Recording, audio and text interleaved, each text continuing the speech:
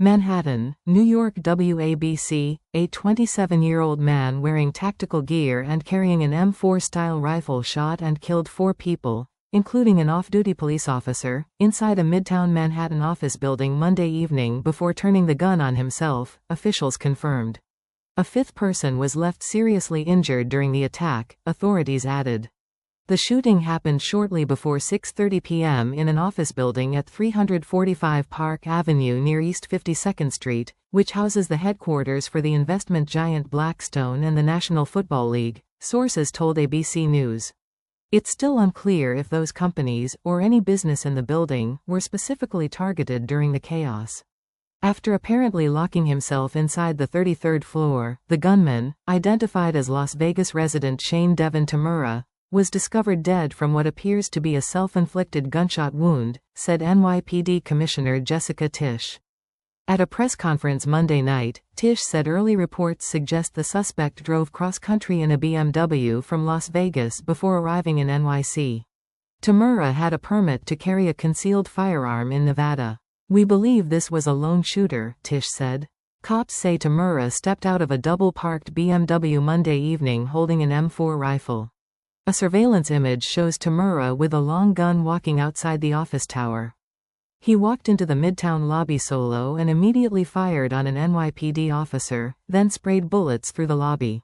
He moved toward the elevator area, where he shot a security officer, Tisch said. Then he rode up to the 33rd floor, shot one more victim, and finally turned the gun on himself, she added.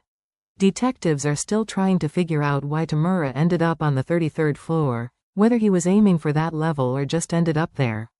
Rudin Management, a real estate firm, is located on that floor.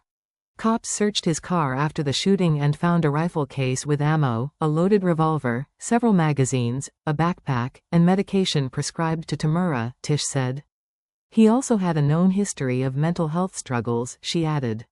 The motive is still being investigated, said FBI Deputy Director Dan Bongino earlier on Monday. Altogether, 4 people were killed, plus the shooter, in what Mayor Eric Adams called a brutal, disgusting crime. Among the dead was NYPD officer Didarul Islam of the 47th Precinct, a Bangladeshi American who'd served nearly 4 years. He had been working as extra security in the building while off duty. Earlier tonight, I spoke with the officer's loved ones. I told them he was a hero, and we honor him for his bravery, Adams said. Islam left behind a wife and 2 little boys, and his wife is currently expecting their 3rd child. Both the officer and the surviving civilian male were rushed to New York Presbyterian, where the civilian remains in critical but stable condition. 2 other civilians, 1 man and 1 woman, were killed and taken to Bellevue Hospital. Police said another woman was the one found dead on the 33rd floor.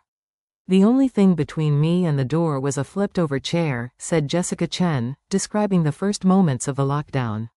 I messaged my parents, I love you, she added. That feeling is impossible to explain, Chen said. She went on to say she remembered doing active shooter drills back in school, and always wondered what she'd do in a real-life situation. It's sad that every American has probably thought about this, Chen said.